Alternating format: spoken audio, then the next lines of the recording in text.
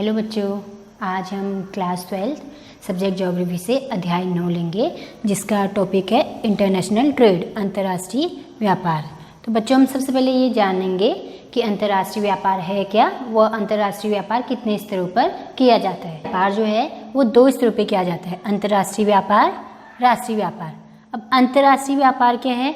विभिन्न राष्ट्रों के बीच या राष्ट्रीय सीमाओं के आर पार होने वाले व्यापार को अंतर्राष्ट्रीय व्यापार कहते हैं। दूसरे शब्दों में हम समझ सकते हैं कि एक से अधिक राष्ट्रों के बीच होने वाले व्यापार को अंतर्राष्ट्रीय व्यापार कहते हैं। अब राष्ट्रीय व्यापार क्या है? National trade. इसमें क्या होता है, एक राष्ट्र के अंदर ही जो व्यापार होता है उसे हम राष्ट्रीय व्यापार कहते हैं। यह व्यापार तभी संभव होता है जब क्या करते हैं, हम उस चीज़ को या संसाधन को उत्पादित नहीं कर सकते हैं या कहीं से हमें कम दामों पर मिल रहा हो, हम तभी राष्ट्रीय व्यापार करते हैं।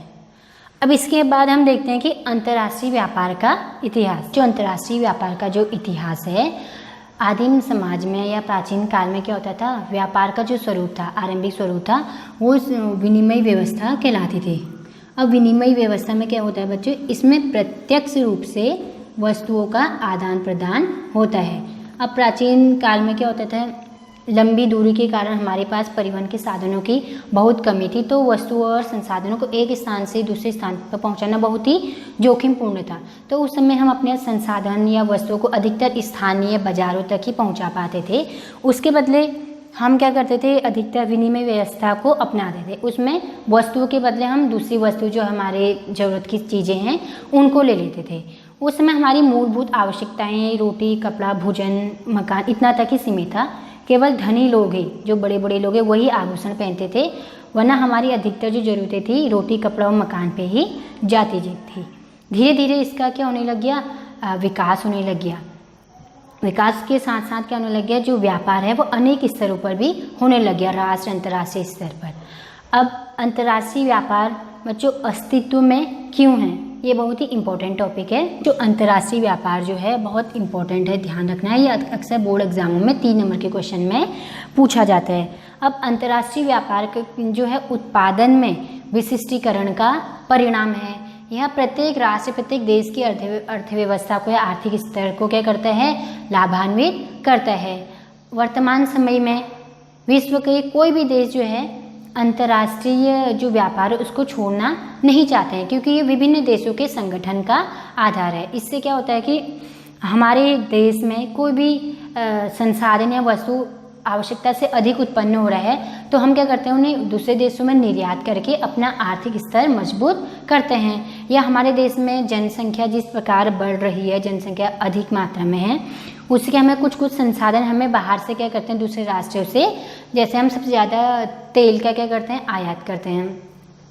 अब हम आज का वर्तमान समय में प्रत्येक व्यक्ति के पास अपना पर्सनल व्हीकल है, उतना ही ज़्यादा क्या लगेगा, पेट्रोल भी लगेगा, तो हम पेट्रोल का आयात करते मंगाते हैं। इससे क्या होता है, हमारी आवश्यकताओं की पूर्ति हो जाती है और जिन क्षेत्रों से हमने आयात कर रखे हैं वहाँ का आर्थिक स्तर मजबूत हो जाता है।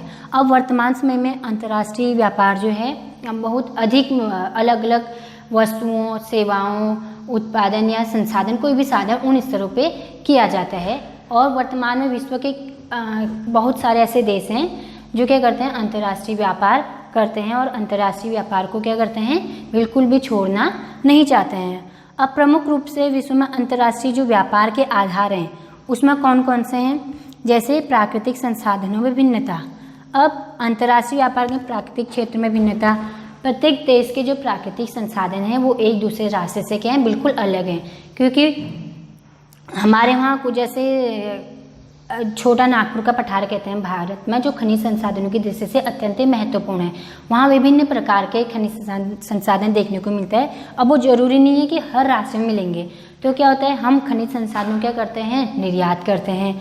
खनिज संसाधन है, खनिज संसाधनों का निर्यात करते हैं। जलवायु, प्रत्येक राष्ट्र की जलवायु एक दूसरे राष्ट्र से भिन्न है। वहाँ का एटमॉस्फेयर, वातावरण क्या है, जैसे पृथ्वी है उसको उष्णकटिबंधीय भागों में बांटा है, शीतोष्ण कटिबंधीय भागों में बांटा है, ध्रुवीय क्षेत्र में बांटा है। अब इन सभी की जलवायु क्या है, यहाँ का जो मौसम है एक दूसरी जगह से बिल्कुल क्या है, अलग है। कहीं बहुत ज़्यादा ठंडा है तो कहीं बहुत ज़्यादा गर्म है, तो इसी प्रकार से वहाँ संसाधन भी उपलब्ध होते हैं। जनसंख्या का आकार है, अंतर्राष्ट्रीय व्यापार के आधार में जनसंख्या का आकार बहुत बड़ा महत्वपूर्ण इसकी क्या जगह है। जैसे जिन राष्ट्रों में अधिक जनसंख्या होती है उन क्षेत्रों में हमें अधिक संसाधनों की जरूरत पड़ती है, अधिक वस्तुओं की जरूरत पड़ती है। अतः जनसंख्या का जो आकार है अंतर्राष्ट्रीय व्यापार को बहुत ज़्यादा प्रभावित करता है। फिर है सांस्कृतिक कारक। सांस्कृतिक कारक भी अंतर्राष्ट्रीय व्यापार के कारक में, क्योंकि प्रत्येक राष्ट्र की अपनी अलग अलग कल्चर, अपनी संस्कृति है।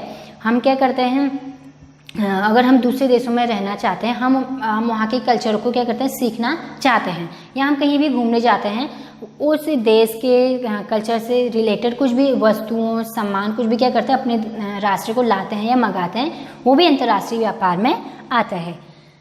आर्थिक विकास का स्तर।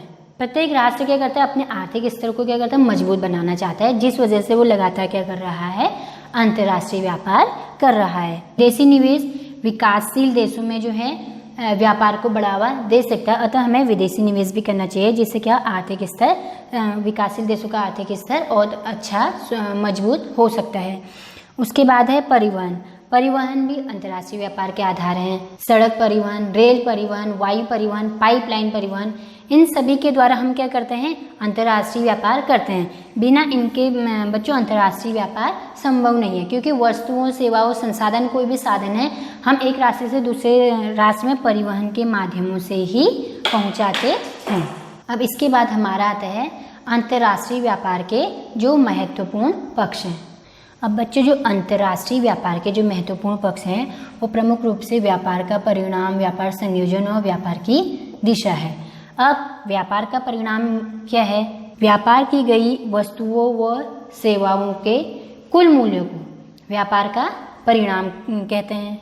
उसके बाद है व्यापार संयोजन। व्यापार संयोजन से अभिप्राय क्या है, जो हमने वस्तुओं और सेवाओं, संसाधन जो है उसके आयात निर्यात से है। आजकल क्या है, भारी मात्रा में सेवा सेक्टरों में भी वस्तुओं क्या होता है, आयात निर्यात होता है। इन सभी को हम व्यापार संयोजन कहते हैं। उसके बाद है व्यापार की दिशा। 19वीं शताब्दी में व्यापार की दिशा में जो है अत्यंत परिवर्तन देखने को मिला। इसी देशों ने विनिर्माण की वस्तुओं को अपने उपनिवेशों से क्या करते हैं, खाद्य पदार्थ और कच्चे मालों के प्रति, जो प्रकृति में हमें कच्चा माल मिलता है उसके प्रति निर्यात करना शुरू कर दिया था। फिर उसके बाद धीरे धीरे क्या हुआ, व्यापार की दिशा में भी परिवर्तन होने लग गए। अब बच्चों व्यापार संतुलन बहुत इंपॉर्टेंट है, ध्यान देना, ये अक्सर बोर्ड एग्जामों में पूछा जाता है। जैसे नाम से विदित हो रहा होगा आपको कि व्यापार संतुलन मतलब बराबर, बैलेंस। तो इस व्यापार संतुलन क्या करता है कि एक देश में जो आयात की गई वस्तुएं हैं, उसी प्रकार निर्यात की गई वस्तुएं हैं, उनकी सेवा व मात्रा का क्या करता है, प्रलेखन करता है। अब व्यापार संतुलन में क्या होता है कि अगर हम अपने राष्ट्र में, अपने देश में किसी वस्तु का आयात करते हैं और यदि उस आयात का मूल्य निर्यात के मूल्य से अधिक हो, तो हमारा जो आर्थिक स्तर है वो क्या करता है, वो क्या होता है, ऋणात्मक होता है, वो हमारे अनुकूल नहीं होता है। और यदि आयात का मूल्य हमारे निर्यात के मूल्य से कम हो तो वो धनात्मक कहलाता है, या धनात्मक वृद्धि को दर्शाता है, वो हमारे देश के, हमारे राष्ट्र के अनुकूल होता है। तो ये बच्चों व्यापार संतुलन कहलाता है। अब इसके बाद हमारे जो है अंतर्राष्ट्रीय व्यापार के प्रकार, अंतरपक्षीय व्यापार व बहुपक्षीय व्यापार। जैसे ये पहला है द्विपक्षीय व्यापार, नाम से समझा, द्विपक्षीय मतलब दो पक्षों या दो राष्ट्रों के बीच होने वाले व्यापार को हम क्या कहते हैं, अंतर्राष्ट्रीय व्यापार कहते हैं। इसमें कोई भी दो राष्ट्र सम्मिलित होंगे, उनके बीच में होने वाला जो व्यापार होगा वो द्विपक्षीय व्यापार कहलाएगा। अब बहुपक्षीय व्यापार में क्या होता है, बहु मतलब बहुत सारे। अब इसमें जैसे हम दो राष्ट्रों के बीच व्यापार कर सकते हैं, जैसे भारत, उदाहरण के तौर पर आप समझ सकते हैं, जैसे भारत अमेरिका के साथ व्यापार कर सकता है, कर रहा है, तो जरूरी नहीं है कि अमेरिका किसी और के साथ व्यापार नहीं करेगा या भारत किसी और के साथ व्यापार नहीं करेगा। अब बहुपक्षीय व्यापार में इसमें अनेकों व्यापारिक देश शामिल हैं। ये सभी जैसे दो देश आपस में व्यापार करें तो वो दो देश वो अन्य व्यापारिक देशों के साथ क्या करते हैं, व्यापार कर सकते हैं। इसी को हम क्या कहते हैं, बहुपक्षीय व्यापार कहते हैं। अब इसके बाद हमारा इम्पोर्टेंट टॉपिक है मुक्त व्यापार की स्थिति। मुक्त व्यापार भी अक्सर पूछा जाता है बच्चों। व्यापार हेतु अर्थव्यवस्था को खोलने का कार्य मुक्त व्यापार या व्यापार उदारीकरण के रूप में जाना जाता है।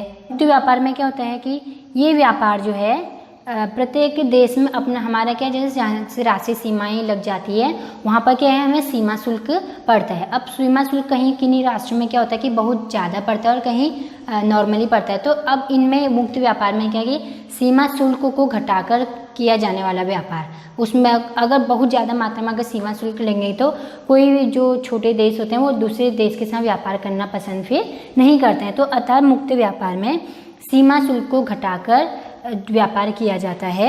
इसमें सभी स्थानों में हर प्रकार की वस्तुओं व सेवाओं का आदान प्रदान करने की अनुमति होती है। राष्ट्र के जो घरेलू या उनके नज़दीकी जो संसाधन होंगे उनमें आपसी प्रतिस्पर्धा करने के लिए भी मुक्त व्यापार बहुत ही अच्छा माना जाता है। इससे क्या होता है, वो कोई भी छोटी से छोटी सामग्री भी अन्य देशों में क्या होता है ईजिली या आसानी से प्राप्त हो जाती है। अब बच्चों हमारा इसमें अगला टॉपिक है विश्व व्यापार संगठन WTO, वर्ल्ड ट्रेड ऑर्गेनाइजेशन।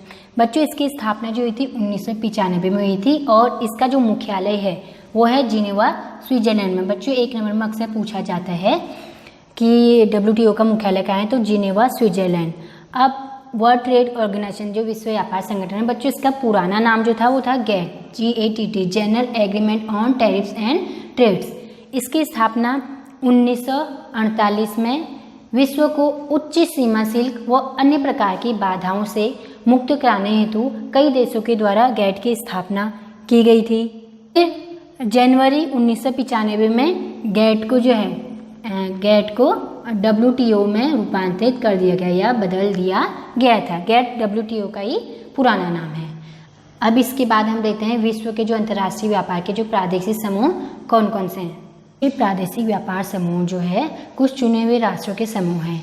अब ये क्या करते हैं, उन राष्ट्रों के द्वारा जो व्यापार शुल्क है उनको घटाते हैं, जिसके द्वारा क्या होता है मुक्त व्यापार को बढ़ावा मिलता है। अब जो इसमें प्रमुख रूप से हैं वो है आसियान, CIS, EU और OPEC। इसमें सबसे पहले हम आसियान देखते हैं। बच्चों ये इसके जो प्रादेशिक व्यापार समूह है इसके क्वेश्चन अधिकतर एक नंबर में आता है। इनका मुख्यालय और स्थापना वर्ष से पूछा जाता है, इसलिए मैंने आपको ये व्हाइट बोर्ड में लिख के दिखा दिया, इसे आप ध्यान से समझ लीजिएगा। आसियान जो है उसका मुख्यालय है जकार्ता, इंडोनेशिया और इसका स्थापना वर्ष है 1967। इसमें मुख्यतः किन चीज़ों का व्यापार होता था, कृषि उत्पाद, रबड़, ताड़ का तेल, कॉफ़ी, खनिज संसाधनों का व्यापार आसियान में होता था। उसके बाद है CIS, कॉमनवेल्थ इंडिपेंडेंट स्टेट्स। इसका जो मुख्यालय है वो है मिन्स्क, बेलारूस में। इसका स्थापना वर्ष है 1991। इसमें क्या क्या व्यापार होता था, अशोधित तेल, प्राकृतिक गैस। अशोधित तेल बच्चों जो हमें प्राकृतिक अवस्था में मिलता है उसके बाद उसको मॉडिफाई करके अन्य क्षेत्रों में क्या कहता है व्यापार किया जाता है। अशोधित तेल मतलब प्राकृतिक, जिसमें विभिन्न प्रकार के अभी इसमें जो साफ तेल नहीं होता है, मतलब अशोधित तेल, प्राकृतिक गैस, सोना, कपास और रेशे में प्रमुख व्यापार सामग्री हैं। उसके बाद EU, यूरोपीय संघ। इसका जो मुख्यालय है ब्रुसेल्स, बेल्जियम में। इसका स्थापना वर्ष है 1992। इसमें प्रमुख रूप से कृषि उत्पाद, खनिज संसाधन, रसायन, लकड़ी, कागज, परिवहन की जो गाड़ियाँ होती और घड़ियाँ।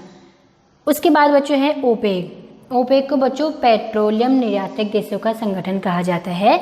ओपेक का फुल फॉर्म है organisation of petroleum exporting countries. इसका मुख्यालय वियना। एक बच्चों ओपेक इंपॉर्टेंट है आपका, एक इसमें आसियान इंपॉर्टेंट है। इसका मुख्यालय वियना, ऑस्ट्रिया में है। इसका स्थापना वर्ष जो है 1960। इसमें प्रमुख रूप से जो है अशोधित खनिज तेल, इनका व्यापार किया जाता है।